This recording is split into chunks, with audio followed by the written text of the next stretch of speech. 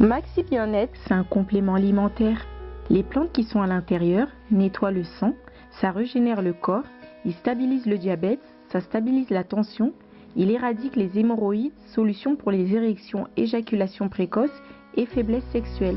Vous avez la prostate? Prenez vos médicaments, en même temps prenez Maxi Bien-être. Les femmes également qui souffrent du diabète, Maxi Bien-être soigne et la vie change.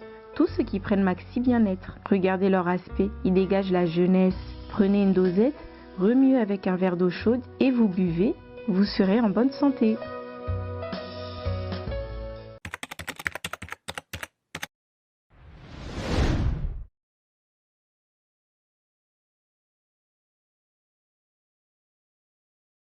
Ah oui, merci na bandubalani surtout bozotala biso déjà partout à travers le monde. Bon mesana kotala émission ya Yannick Stopera tindika émission epesa kabino ba info nyon surtout babi awa neto sololaka awa neto yokaka awa neto pesa ka bande kwa libanda bande kwa province nyon surtout bon mesana ko benga biso et surtout bande ko ya Lubumbashi. En tout cas, merci. Message tamine sokoma bande kwa boma kolobate bande kwa goma kutuana terrain déjà dans les bons kolozimbo kaya gouverneur Richard Mouyej pe babi kuna bazo na biso 5 sur 5 en tout cas Kalate caméra tindika au kitakuna le tozana mwana mboka obo mestala kine émission passée bo senga kibiso ke Yannick Stopera zongisa président Boni alo baliso par rapport ya makambo etali mboka en tout cas bon après ça qui est makasi yango tozongisi solution na micro na biso ya tindika mwana mboka Boni mbote ndeko Stopera bonne santé. Ouais, par la grâce de Dieu ça va hein, avec Fachi Béton tout marche hein, rien ne peut s'opposer, personne ne peut s'opposer maintenant à ça. Quand on a tongo midi pour cause que les calabas médias ou l'obéla nyon surtout. Moi le matin les amboka na biso Stopera mboke komi kozwa peuple a eu espoir, peuple a na désespoir total, le peuple a eu espoir que na ko vivre. Tout ça tout l'obéla tene tout tika mboke kufaka bo tout tika batona ba régner non ton di matin. Bien figé à chef de l'état payé. Mais pourquoi pas? Et en plus c'est un Kinois comme moi. Et là les qui me reste ça Kinois netinga. Et puis on yo yebi Stopera na kasi to sala ba mission mingi na campagne électorale na senga ke nzamba apesa nga président mo Kinois lelo nzamba sali singa na zu Kinois fona la taina tolo ler nga la ta ikolo te na la tinde Félix c'est tout so boy matalio sala mo kilinao to zonga par rapport ya polémique ça ko gagner makasi to monaki awa na Kinshasa batumbaki photo ya ancien président Joseph Kabila na même ligne côté même ligne wana pano moza ya munene wana avant to kota no deuxième solo et remoni ba réaction bongo pona yo jija ka ondengene daki provocation ezanini finalement wana za batreda ba détracteur bato balinga ba désordre basangani moi 5 7 8 personnes batindi bango botumba ba photo mais za ba symbole national le chef de l'état za symbole ya unité nationale c'est chef de l'état non sénateur à vie tumbaki mikolo na munaye donga na kokota moto ebite ngai boni na za il vraiment il a parti au passé histoire c'est na ngoyo quand même histoire na suna vie na ngate pa mutu bombaki mboko pendant 21 ans et tatane basali alliance d'engezali entre bisona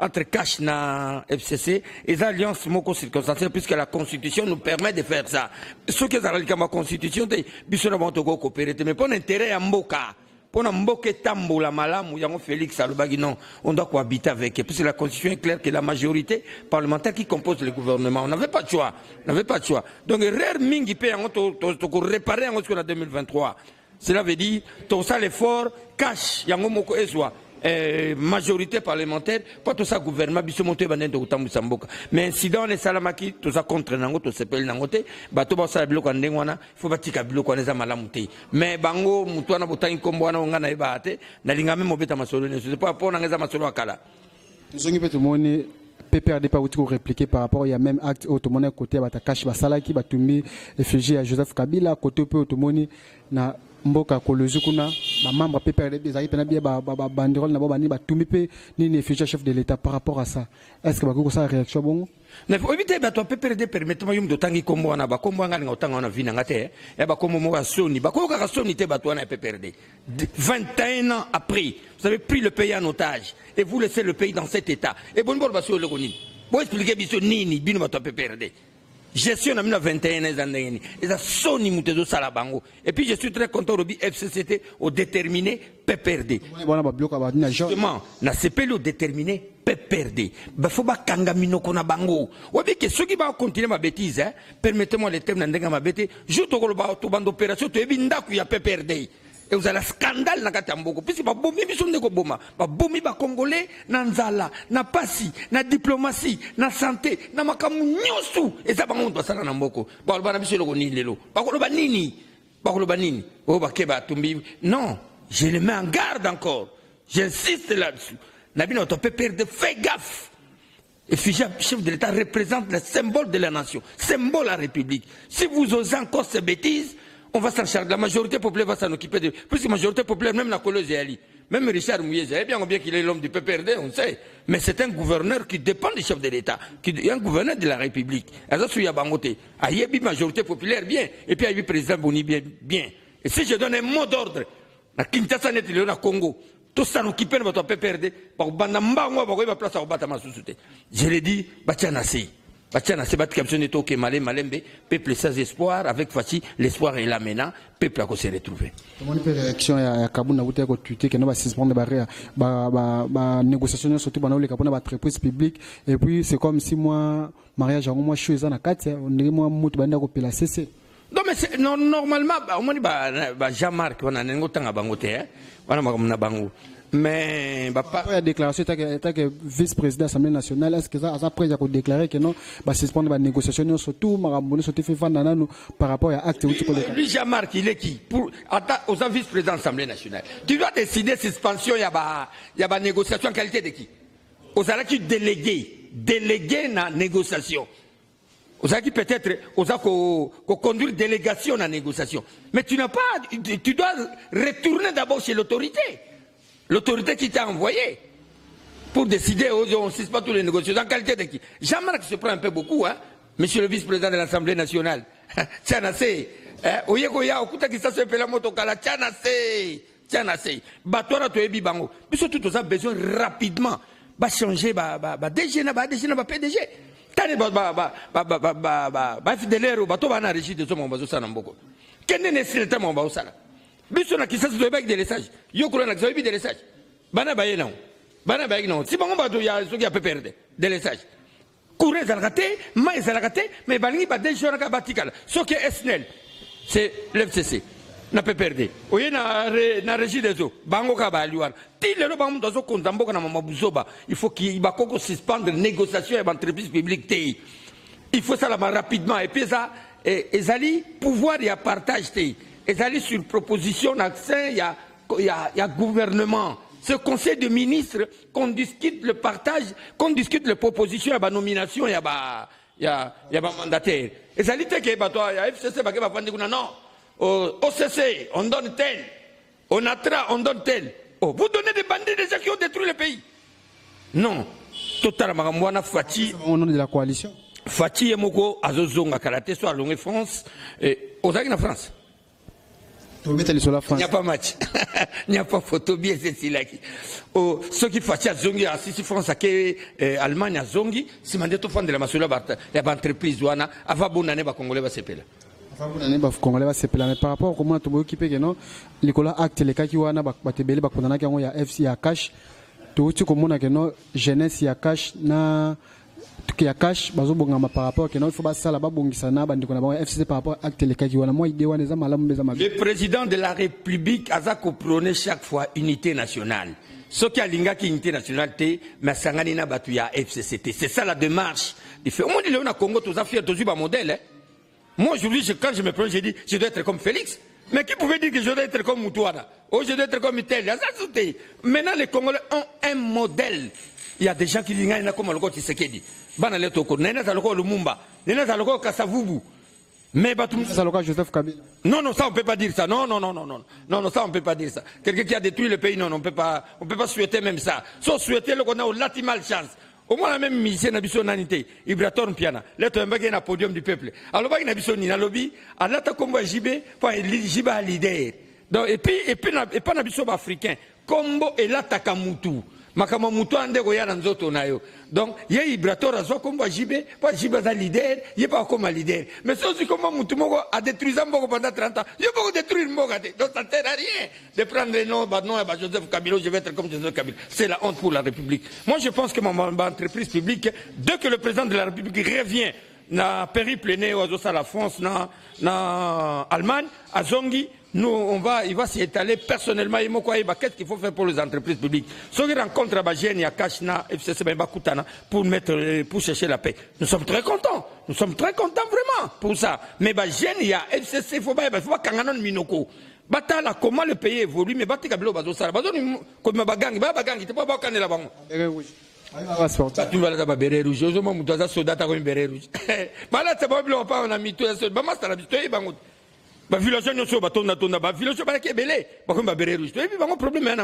Mais je vous dis que ce pour l'intérêt de la paix. C'est très bien, c'est comme le président de la République a dit.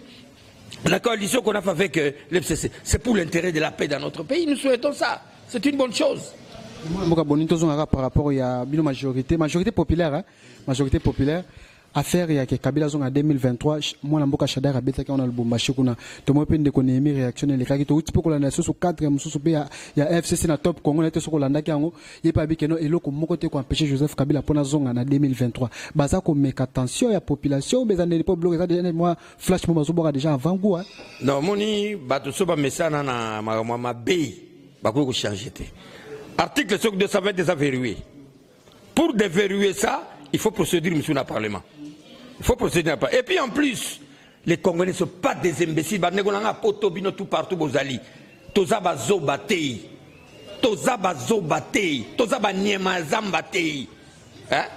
Ce qui Kabila Linga Zonga, président de la République Namboko. Andima Akoufa. À la mouki après 3 jours à changer combo. Adae.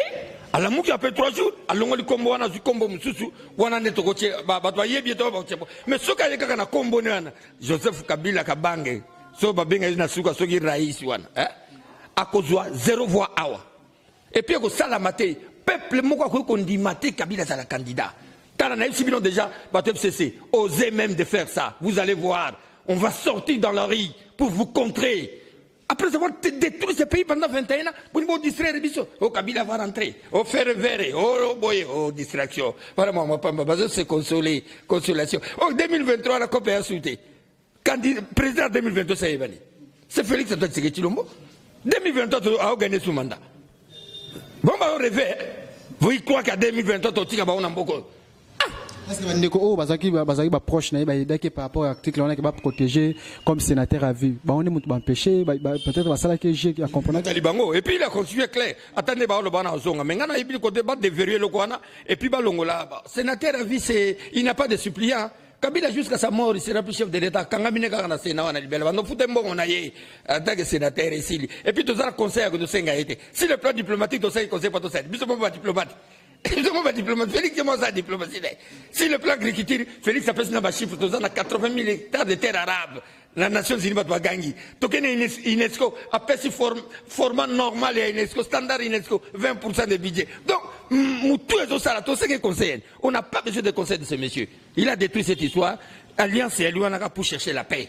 Pour chercher la paix, ngai ça la moi fier bon dès la mona na tambola na moni quand même chef de l'état de tambo pour une première fois ça la matin na Congo et ça la biso moi plaisir mais il faut que ça batune ba kanga minoko na yemo pa kanga minoko vendre c'est comment on a arrivé à monsieur Béton na kata France au mona on juge qui on deni non maintenant comment il n'y a plus match l'affaire est terminée parce que mon groupe moi bato mi qu'est-ce qui ozaki musicien calando beta musique folklore wana ba mongo comme ne gana ah oui comme wana otangi wana ouais Azuma groupe moi batou non bakoki même te bakoki te Fati a démontré de quoi il faut habiller tamazo tambola partout il passe les gens veulent savoir les nouvelles du Congo zo tambola ndengeni bato za ko approcher alors bi ba sala ba voyage ba bengi pigeon voyageur expliquer bango ba voyage nanga il rapporté plus d'1,5 milliard plus d'1,5 milliard na Congo ouais continue ba voyage na sali hein mais nga a dépensé pas plus de 50 millions pour ne pas voyager dans la mais on a coûté plus d'1,5 milliard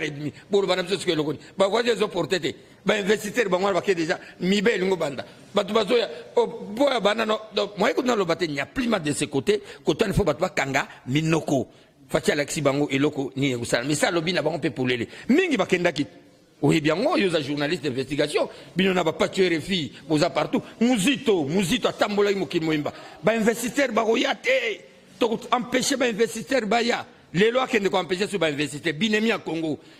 Binemia Congo, Muzito Wana, Fayulu, tous ces gens-là, tous ces groupes-là. balobaki bainvestisseur baoya te lelo bainvestisseur bakomi koya na mboka bandeko na biso ya bandundu boya tosangana bosoutenir Faci makambo ekochange.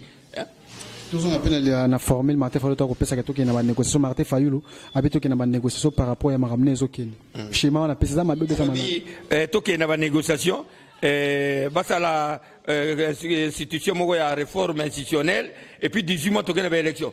Voilà Fayulu est toujours dans les magouilles au babandaki na leba kendaki Félix na caméra babimaki bakendaki mboka de na Genève o balobaki allez Fayulu bimi président.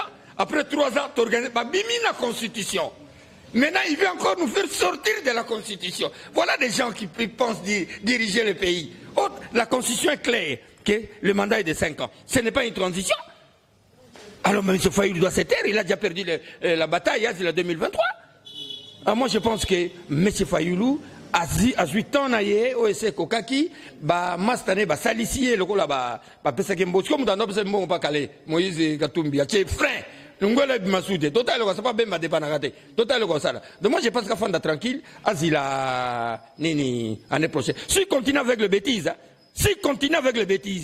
la majorité pas pour s'en occuper de Fayulu d'ici là pour régler son compte on en a marre de tous ces gens là to lembi bango qui malé mena suka da poto chité arrivé à mon mboka Francis Kalo monde kono kino mona bandel là tio et mona kazoki na Kinshasa moi réaction par rapport à ça mais ça m'a fait un grand plaisir de voir un frère qui rentre au pays.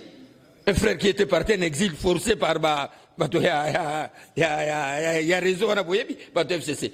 Ils sont partis en exil forcé. Mais il est rentré au pays grâce à qui? Félix Antoine Tshisekedi Tshilombo. Il va tout bazonga na on a Moïse Bazongi. Tant bazongi na kisa 5 kinois comme moi, je suis très content. Très content et to benga na téléphone. Avec un boni na zongi to kuta na to sola. Je suis très content. Très content. Un mot pour la ville professeur Kinshasa opération Kinshasa Bopeto. Vous sommes on a nezo kendela neto zo kende. Opération nini? Kinshasa Bopeto. Pas distraction théâtre. D'ailleurs ça il veut dire que Ngobilo doit arrêter avec le théâtre. Il doit arrêter avec le théâtre qu'il est en train de faire dans la vie de Kinshasa. Ce n'est plus le moment à la distraction. Tout le monde est à terrain, tout le monde est à Moussala. C'est ce qui nous importe. Les lois qui disent même chef de l'État tina babandalo réaction dans les années. Et le remonte, qui ne peut pas au combat prince, bolongol ma belle zana makadam, boboki on a batterase, bomimisi salité boche pembeni, mboule beti ezongi nakati, évacuation zana retard, c'est tout un problème. Les lokotana selembao, nakati, kotana bumbu nakati, kotana mombele nakati, kotana makala nakati, kototi na émission mos qu'on a pas tué RFI, na babengi biso na plus de 10 personnes, nandeko Basile Zombo, babengi bato ki sel so bazole là. Yekuta leli Basile alobi Nerombungu za wapi quartier na Yebukani Nerombungu vice-gouverneur heureusement longwa kuna sombi appartement na boulevard littéraire Tijé au ce qui peuple a voté qui Neron le loke na ville problème ezana ngote mais beaucoup tana kuna bota la paix taya batu ndenge bazali kin bopeto il y a c'est terre il n'y a plus de du théâtre je pense que il doit n'habite ceux qui va préparer qui en bien il doit encore revenir réfléchir avec sa cellule de cellule à projet mais ça les petites moins faisabilité à ma case sinon il n'y a pas de réussite. Tout ça qui peine à passer godé pour tout ça qui na micro na biso oui bazo so d'aba mais c'est pour la insécurité dans ville province de Kinshasa dernier surtout ça déjà réglé mais à part sécurité na bazo réglé on déjà makami surtout qui na dans les bons ba bougomès bazo ba financement na bango pour na ko banada musa na terrain ba bougomès bazo ba financement ba 10 millions $10 000 évaluation ba sala goudouté quand ko lobo non ba opesa ba ombo sans évaluation il n'y a rien qui se passe dans cette affaire là il n'y a rien biso to lobby hein même ba bougomès seigneur Soubal on doit les chasser. Basali ba 10 ans, 15 ans, Moussa Bangoussouni. Bazana depuis transition, depuis 1+4, Bamsou, depuis Kabila Noma, Bangotilo, Bazali Wana. Et Bazali soufflait tous ces bourgmestres. Tu vas me dire un gars comme Boukouan, un bourgmestre Angaba, qu'est-ce qu'il fait Angaba? Qu'est-ce qu'il fait Angaba?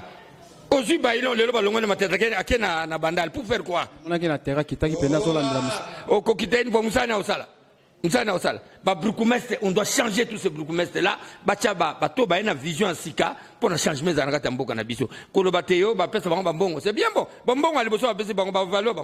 Bafuta a payé Bangote Babe, au moins, la raison à Bessie Bango, bourgmestre Kanga, on a canaille. Baïba payer à Bango Bissoté, aux appels salaire, à Bissoto, on a canaille. Bon, t'as l'air à canaille. Pas payer à Bangote. Monsieur, nous avons Basile Tombo, na commune à Kalamba, il va foutre à bourgmestre. Va payer à Bangote, à mi foutaga. À Betty 3 mois, 4 mois de salaire, tu vas $10 000. Pendant 18 ans, on a foutu à Bangote. Va payer à Bangote. Bato va longo, bato va mité, ma bien payer à Bangote. Papier n'a pas monté. Il y a ce qu'on va commencer à 10 000 wana. Bakaboli, il y a 8 titulaires, il y a 6. Après, il y a 4. Et s'il alors bien, il y a 1000, moi couleur, on a pas chaud. Terminé. Pour que les gens soient en contrôle, ils sont en audit. Il y a un bateau à Sika pour un changement sur les ans. Merci, merci mingi. Nabana poto surtout na initiateur ya chaîne no yo tindika bazo be nga trop nabana poto balobi nga président Boni to semaine ene bisabino ka bana poto biso tout wa ba leader d'opinion otozo le kana na podium du peuple aux animé par pas tu refit comme na problème ngai Boni Kamunga président majorité Basile Sombo David nande konanga Christian Francis ou encore toza menacé nandela. Donc, on va décider qu'il ne faut pas passer à la mission Mabé puisque de soutenir Félix à toi, tu sais que tu Chilombo. Mission peut te l'embatter, tu continues, tu as mis au bagage, tu as mis bango. So lingi yako lo bana biso na TV. Ko kana biso na nzela te. So kana biso na nzela ko kata. Menga na biso na mombele boko tate. So boko ta va bo bimisanga ba ko beta bino. Bino tout, ba ko beta bino sérieusement après de bo bimisinga. Numéro na ngai yo bien déjà. Hein 0 bocha combien 243. Plus 243 82 50 58 702 plus 243 82 50 58 702 numéro d'appel yangwana bobenga biso à tout moment. Tous a besoin de soutien na bino. La majorité populaire a besoin de soutien na bino pour t'installer au Congo Mobimba pour un soutien facile à la très efficace. Merci beaucoup na bande ko botala kibiso libanda. Merci à Paolo Mubengata ya Jésus na Londres. Merci à Lucas de Londres pour na zota la biso babi Yannick Topika toujours Londres tombé Rife Kisombe Papi Kelly Mama Élisée Matondo Mama na grâce na Londres pas zota la biso mon vieux Kwame Chaka Kalate de retour déjà na Kinshasa et puis merci à Mima Wetu en tout cas bambote na ebele ba tout botala katindika bo s'abonner toujours na chaîne na biso bozala jamais déci babi a actualité za 24h sur 24h na tikibino malasima to ozonga na président Boni poto sola masolo misusu kaka makambo italimboka. Ciao. Maxi Bien-être, c'est un complément alimentaire. Les plantes qui sont à l'intérieur nettoient le sang, ça régénère le corps, il stabilise le diabète, ça stabilise la tension, il éradique les hémorroïdes, solution pour les érections, éjaculation précoce et faiblesse sexuelle. Vous avez la prostate? Prenez vos médicaments, en même temps prenez Maxi Bien-être. Les femmes également qui souffrent du diabète, Maxi Bien-être soigne et la vie change. Tous ceux qui prennent Maxi Bien-être, regardez leur aspect, ils dégagent la jeunesse. Prenez une dosette, remuez avec un verre d'eau chaude et vous buvez, vous serez en bonne santé.